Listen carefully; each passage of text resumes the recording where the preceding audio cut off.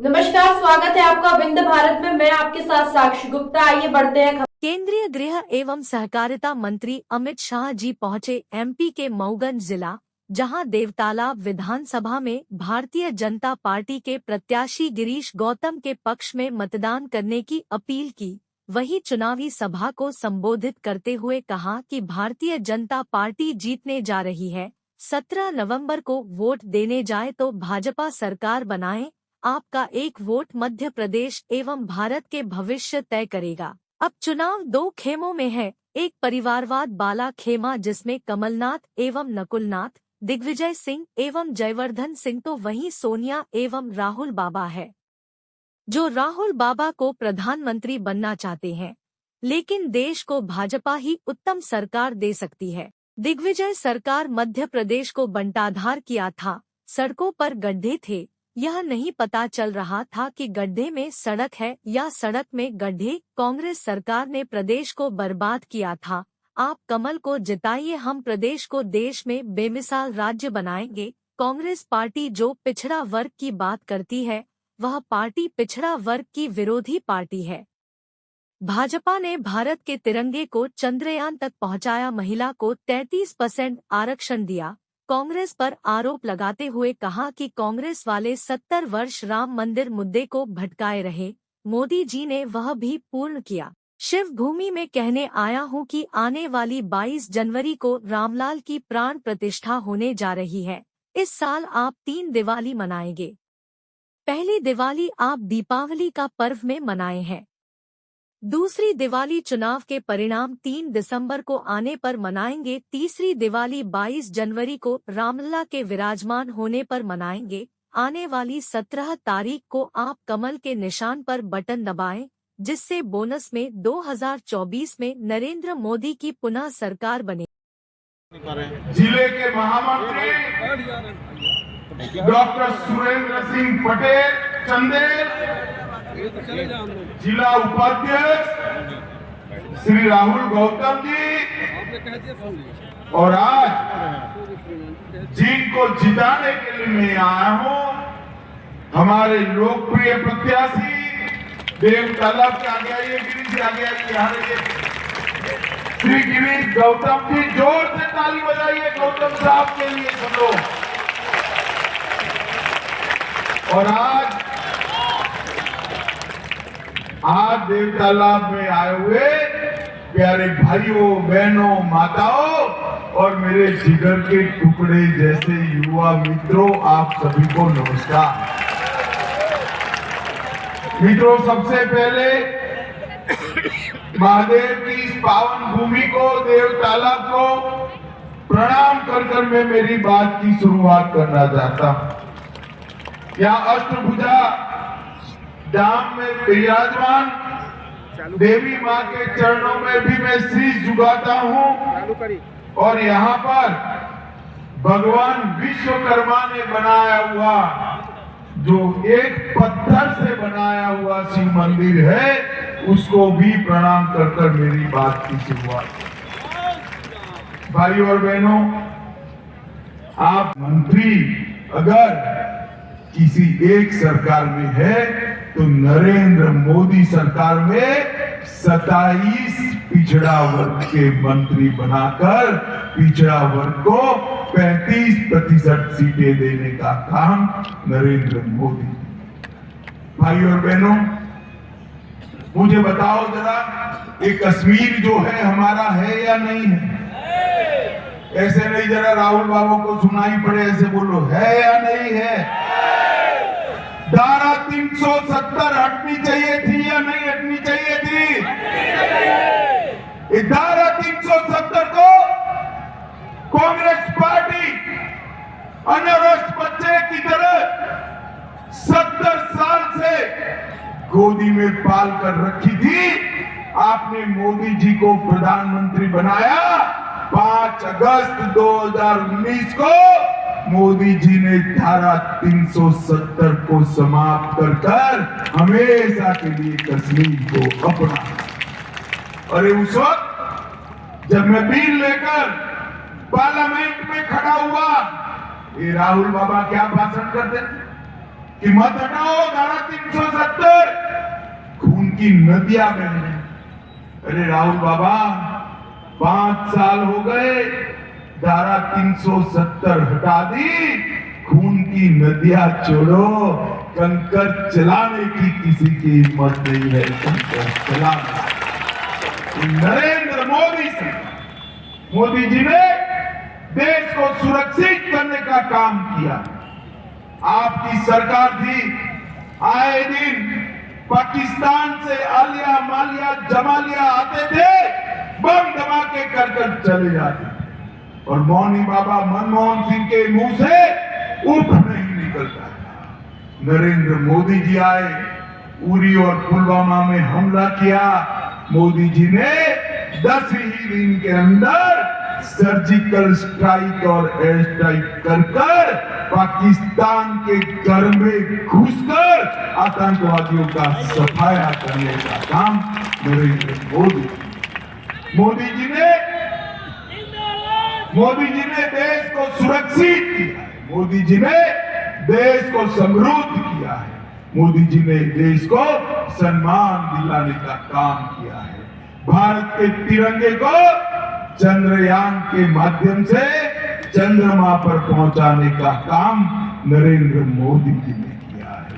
नई पार्लियामेंट बनाने का काम नरेंद्र मोदी जी ने किया है और माताओं बहनों को 33% आरक्षण देने का काम भी नरेंद्र मोदी जी ने किया है। नरेंद्र मोदी, मुझे बताओ भाई देवीताला वालों, अयोध्या में राम मंदिर बनना चाहिए या नहीं बनना चाहिए? जरा जोर से बोलो, बनना चाहिए या नहीं बनना चाहिए? 70 साल से ये कांग्रेस पार्टी राम मंदिर के मुद्दे को अटका रही थी, लटका रही थी, भटका रही थी। 550 साल से प्रभु श्री राम अपमानित अवस्था। नरेंद्र मोदी सरकार आई, मोदी जी ने राम मंदिर का शिलान्यास करने का काम कर दिया। और मित्रों, 2014 से 19 में पार्टी का अध्यक्ष था। ये राहुल बाबा मुझे बहुत गाने लगाते थे, कहते थे मंदिर वहीं बनाएंगे, तिथि नहीं बता। अब राहुल बाबा, ये भगवान शिव की भूमि पर मैं कहने आया हूं, 22 जनवरी 2024 को रामलला की प्राण प्रतिष्ठा अयोध्या में होने वाली है। देखो आप लोग, इस बार 3 दिवाली मनानी है। एक तो मना लिए, परसों मनाया ना, 2 दिन पहले मनाया नहीं बनाया। दूसरी 3 दिसंबर को सरकार बने तब मनानी है और तीसरी दिवाली 22 जनवरी को प्रभु श्री राम अपने मंदिर में बैठे तब। ये कांग्रेस पार्टी ने हमेशा से भारतीय संस्कृति का अपमान करने का, मोदी जी ने न केवल राम मंदिर बनाया, काशी विश्वनाथ कॉरिडोर जो औरंगजेब ने तोड़ा था उसको बनाया। बाबा महाकाल लोक सोमनाथ मंदिर सोने का बन रहा है। बद्री धाम और केदार धाम का पुनरुद्धार किया। ढेर सारी संस्कृति की विरासतों को उन्होंने पुनर्जीवित और ओजस्वी करने का काम हमारे नेता नरेंद्र मोदी जी। मित्रों, आपके सामने 2 विकल्प, एक बेटे बेटियों के लिए, भ्रष्टाचार के लिए, अपने निजी स्वार्थ के चलने वाली कांग्रेस पार्टी, और दूसरा देश को सुरक्षित, समृद्ध और देश का सम्मान बढ़ाने वाली भारतीय जनता पार्टी, नरेंद्र मोदी जी की पार्टी। माताओं, भाइयों, बहनों, मैं अपील करने आया हूं, इस 17 तारीख को कमल के निशान पर बटन दबाइए। एक बार एक काम करने से 2 फायदा हो तो करना चाहिए या नहीं करना चाहिए? जोर से बोलो, करना चाहिए या नहीं करना चाहिए? आप एक बार कमल का निशान दबाओगे, यहाँ तो भाजपा सरकार बनेगी और साथ में बोनस में 24 में नरेंद्र मोदी जी भी प्रधानमंत्री बन जाए। तो करना चाहिए या नहीं करना चाहिए? जोर से बोलो, करना चाहिए या नहीं करना चाहिए? तो कमल के निशान पर बटन दबाओगे क्या? हमारे गौतम जी को जिताओगे, प्रचंड बहुमत से जिताओगे, भाजपा सरकार बनाओगे, 24 में मोदी जी को प्रधानमंत्री बनाओगे। तो मेरे साथ दोनों हाथ उठाइए, सभी लोग उठाएं, किशोर भी खड़े हुए लोग उठाएं, अपनी संकल्प की मुट्ठी पीछे और प्रचंड आवाज से बोले, भारत माता की जय, भारत माता की जय, वंदे वंदे वंदे। सारा इलाज आज Narendra Modi ji free of cost कर रहे हैं। मैं आपको बताता हूं, हमने घोषणा पत्र में मोदी गारंटी दिया है, यहां डबल इंजन की कमल फूल की सरकार बना दीजिए। 3 दिसंबर के बाद 5 लाख तक के खर्चे की जगह 10 लाख तक का खर्चा फ्री ऑफ कॉस्ट मुफ्त में किया है।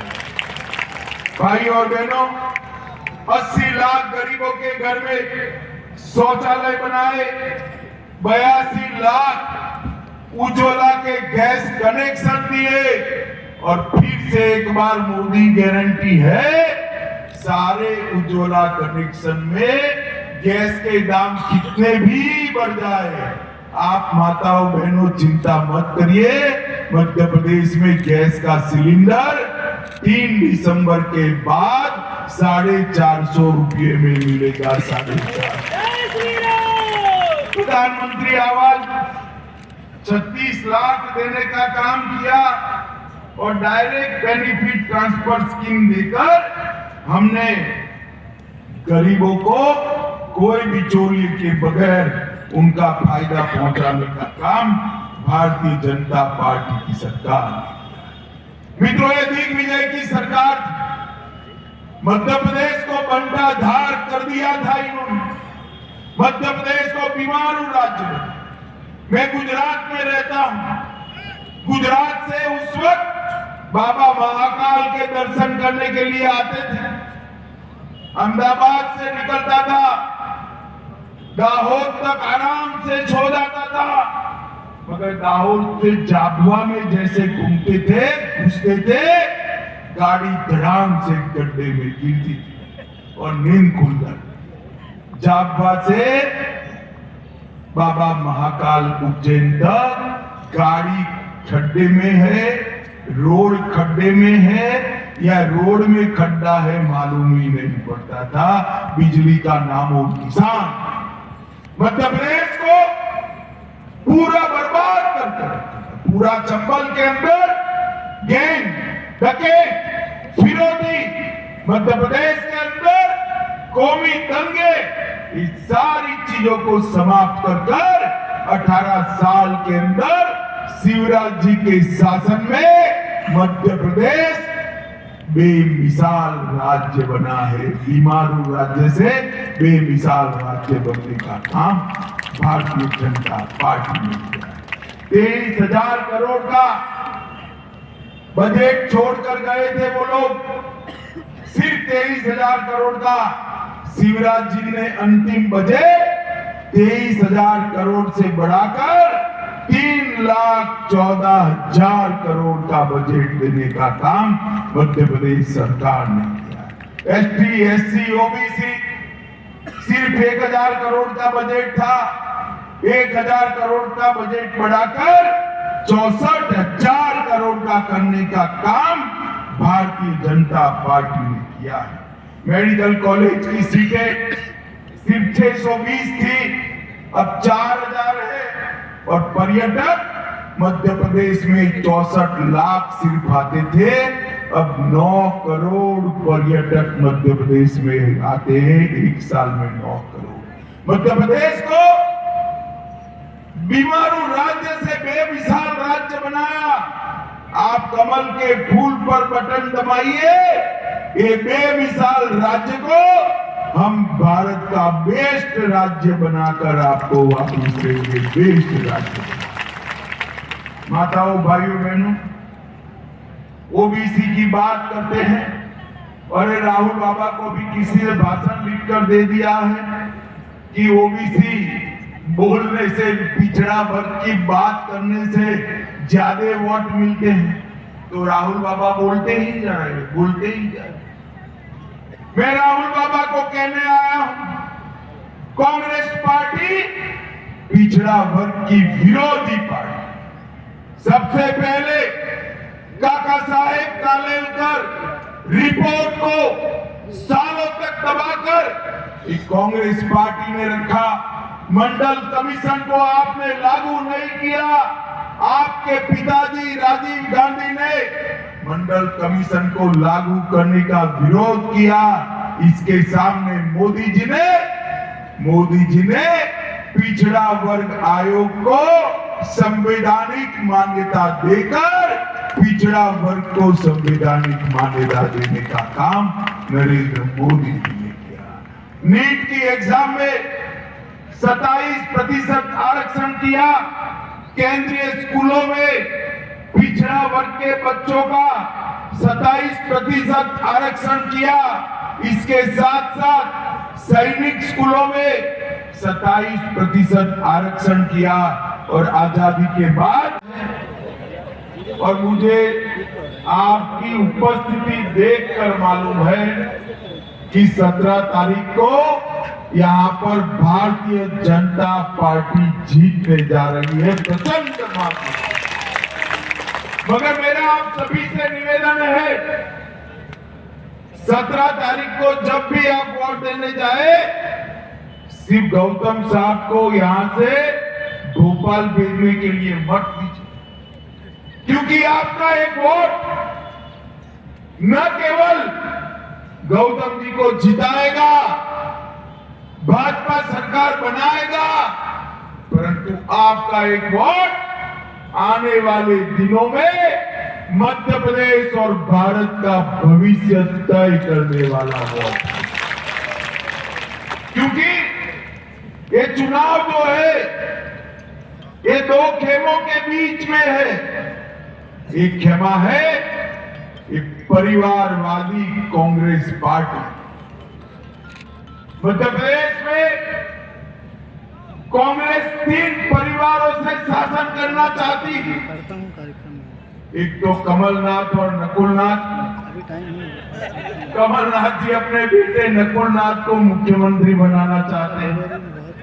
दूसरा दिग्विजय सिंह बंटाधार और उनके बेटे जयवर्धन सिंह। और तीसरा सोनिया जी और राहुल बाबा। सोनिया जी राहुल बाबा को प्रधानमंत्री बनाना चाहते हैं। मुझे बताइए भाइयों और बहनों, जो पार्टी अपने बेटे बेटों के लिए राजनीति में है, वो आपका भला कर सकती है क्या? जरा जोर से बोलिए, कर सकती है क्या? मध्य प्रदेश और देश का भला केवल और केवल मोदी जी के नेतृत्व में भारतीय जनता पार्टी कर सकती है। जब मैं यहाँ आया हूं तब ये इंडिया अलायंस वालों को पूछना चाहता हूं कि 10 साल तक केंद्र में कांग्रेस की सरकार थी। सोनिया मनमोहन सिंह प्रधानमंत्री थे। मनमोहन सिंह के 10 साल के शासन में कमलनाथ आप जवाब दीजिए, कितने रुपये मध्य प्रदेश को ग्रांट के रूप में दिए? मैं 15 दिन से पूछ रहा हूं, कमलनाथ जी जवाब नहीं देते, वो देंगे भी नहीं। मगर मैं भी बनिए का बेटा हूं, आज जवाब लेकर आपके सामने आया हूं। वालों, 10 साल के अंदर कांग्रेस पार्टी ने 2 लाख करोड़ रुपया दिया था। कितना दिया था? जोर से बोलो, कितना? और नरेंद्र मोदी जी ने 10 साल बनाम 9 साल में 2 लाख से बढ़ाकर 6,33,000 करोड़ रुपया देने का काम नरेंद्र मोदी सरकार। इसके साथ साथ 6,33,000 की ग्रांट के अलावे 5 लाख करोड़ रुपया रोड के लिए, बड़े बड़े इंडस्ट्रियल कॉरिडोर के लिए, रेलवे के लिए, एयरपोर्ट के लिए, सोलर पार्क के लिए, स्टार्टअप के प्रोजेक्ट्स के लिए ये देने का काम नरेंद्र मोदी सरकार ने किया है। और ये कांग्रेस पार्टी, इसने हमेशा मध्य प्रदेश को लूटकर, कमलनाथ जी मध्य प्रदेश को लूटकर कांग्रेस पार्टी का एटीएम बनाने के अलावे कोई काम नहीं। भाई और बहनों, नरेंद्र मोदी सरकार ने 93 लाख किसानों को, मध्य प्रदेश के 93 लाख किसानों को हर साल 6,000 रुपया देकर अब तक 21,000 करोड़ का चेक मध्य प्रदेश के किसानों के अकाउंट में डालने का काम किया है। और मैं आज बताकर जाता हूं, देव तालाब में हमने हमारे घोषणा पत्र के अंदर वादा किया है, मोदी की गारंटी है, आप कमल फूल की सरकार बना दो। 3 तारीख को भाजपा सरकार बना दो। किसानों को मिलने वाला 6,000 अब 12,000 रुपया कर दिया। 65 लाख गरीबों के घर में नल से जल पहुंचाया। 3,70,00,000 गरीबों को आयुष्मान भारत योजना का फायदा पहुंचाया। फिलहाल के लिए इतना ही। खबरों का सिलसिला लगातार जारी है, बने रहिए हमारे साथ। नमस्कार।